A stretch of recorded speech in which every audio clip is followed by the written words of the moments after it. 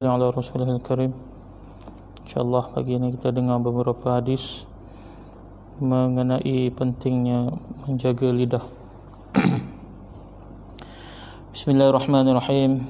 An Sahal bin Sa'din radhiyallahu anhu an Rasulillah sallallahu alaihi wasallam qala man yatman lima baina lahyaihi wa ma baina rijlaihi adman lahul jannah. Sayyidina Sahal bin Sa'ad radhiyallahu anhu meriwayatkan bahawa Rasulullah sallallahu alaihi wasallam bersabda, sesiapa yang boleh memberi jaminan kepadaku terhadap anggota-anggota yang berada di antara kedua-dua tulang rahang, yakni lidah, dan di antara dua paha, bahawa dia tidak akan salah menggunakan lidah dan kemaluannya, maka aku menjaminkan syurga untuknya. Sayyidina Sahal bin Sa'ad radhiyallahu anhu meriwayatkan bahawa Rasulullah sallallahu alaihi wasallam bersabda, sesiapa yang boleh memberi jaminan kepadaku terhadap anggota-anggota yang berada di antara kedua-dua tulang rahang, yakni lidah, dan di antara dua paha, bahawa dia tidak akan salah menggunakan lidah dan kemaluannya, maka akan aku menjaminkan untuknya syurga. Anil Harith bin Hisham radhiyallahu anhu annahu qala li Rasulillah akhbirni bi amrin a'tasimu bih, faqala Rasulullah sallallahu alaihi wasallam imlik hadha wa ashara ila lisanihi. Sayyidina Harith bin Hisham radhiyallahu anhu meriwayatkan bahawa beliau berkata kepada Rasulullah sallallahu alaihi wasallam, beritahulah kepada saya suatu amalan yang boleh saya berpegang teguh dengannya. Lalu Rasulullah sallallahu alaihi wasallam bersabda sambil menunjukkan ke arah lidah, peliharalah ini. Sayyidina Harith bin Hisham radhiyallahu anhu meriwayatkan bahawa beliau berkata kepada Rasulullah sallallahu alaihi wasallam, beritahulah kepada saya suatu amalan yang boleh saya berpegang teguh dengannya.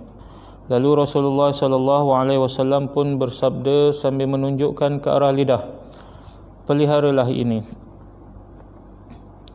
An Abi Juhayfah radhiyallahu anhu qala qala Rasulullah sallallahu alaihi wasallam ayyul a'mali ahabbu ila Allah, qala fasakatu falam yujibhu ahadun, qala huwa hifzul lisan. Sayyidina Abu Juhayfah radhiyallahu anhu berkata Rasulullah sallallahu alaihi wasallam bersabda, apakah amalan yang paling disukai oleh Allah? Kesemua mereka terdiam. Tiada seorang pun yang menjawab. Lalu Nabi sallallahu alaihi wasallam bersabda, amalan yang paling disukai ialah menjaga lidah. Sayyidina Abu Juhayfah radhiyallahu anhu berkata Rasulullah sallallahu alaihi wasallam bersabda, apakah amalan yang paling disukai oleh Allah? Kesemua mereka terdiam. Tiada seorang pun yang menjawab. Lalu Nabi sallallahu alaihi wasallam bersabda, amalan yang paling disukai oleh Allah ialah menjaga lidah. An Anas bin Malik qala qala Rasulullah sallallahu alaihi wasallam, la yablughul 'abdu haqiqatal iman hatta yakhzuna min lisanihi. Sayyidina Anas bin Malik radhiyallahu anhu berkata Rasulullah sallallahu alaihi wasallam bersabda, seseorang hamba tidak akan dapat mencapai hakikat iman sehingga dia memelihara lidahnya. Sayyidina Anas bin Malik radhiyallahu anhu berkata Rasulullah sallallahu alaihi wasallam bersabda, seseorang hamba tidak akan dapat mencapai hakikat iman sehinggalah dia memelihara lidahnya.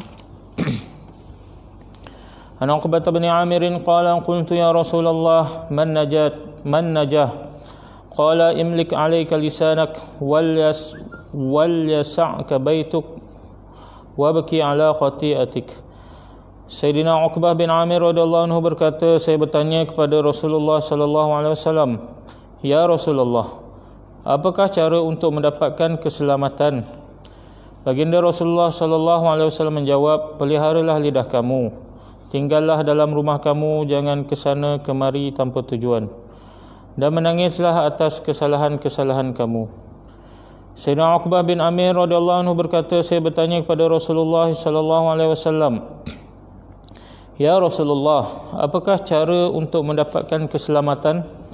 Baginda Rasulullah sallallahu alaihi wasallam menjawab, peliharalah lidah kamu, Tinggallah dalam rumah kamu, jangan ke sana kemari tanpa tujuan, dan menangislah atas kesalahan-kesalahan kamu. An Abi Hurairah radhiyallahu anhu qala Rasulullah sallallahu alaihi wasallam, man waqahu Allah syarra ma baina lahyaihi wa syarra ma baina rijlaihi dakhala al-jannah. Sayyidina Abu Hurairah radhiyallahu anhu berkata, Rasulullah sallallahu alaihi wasallam bersabda, sesiapa yang dipelihara oleh Allah daripada kejahatan anggota-anggota yang ada di kedua-dua tulang rahang dan kejahatan anggota yang ada di dua peha, yakni lidah dan kemaluan, maka dia pasti akan memasuki syurga. Sayyidina Abu Hurairah radhiyallahu anhu berkata, Rasulullah sallallahu alaihi wasallam bersabda, sesiapa yang dipelihara oleh Allah Subhanahu wa taala daripada kejahatan anggota yang ada di kedua-dua tulang rahang dan kejahatan anggota yang ada di antara dua peha, yakni lidah dan kemaluan, maka dia pasti akan memasuki syurga.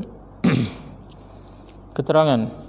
Maksud memelihara lidah ialah tidak menyalahgunakan lidah, seperti mengumpat, menghasut, bercakap sia-sia, bercakap tanpa keperluan, bercakap apa-apa sahaja tanpa berhati-hati, bercakap perkara yang lucah, bergaduh, mencarut, melaknat manusia atau binatang, sentiasa bersyair yang tidak memberi manfaat, yakni menyanyi, bergurau senda, memecahkan rahsia, berjanji dengan dusta, bersumpah palsu, menjadi talam dua muka, memuji seorang tanpa sebab, dan juga tanya perkara-perkara yang tidak perlu.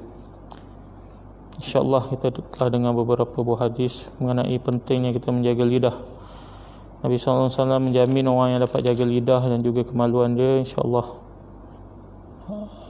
akan Rasulullah menjamin baginya syurga. Jadi sama-samalah kita jaga lidah kita, banyakkanlah berzikir, berselawat, baca Al-Quran dan perkara-perkara yang baik. Mudah-mudahan kita dapat ambil iktibar amal dan sampaikan, insyaAllah. Subhanallah, alhamdulillah.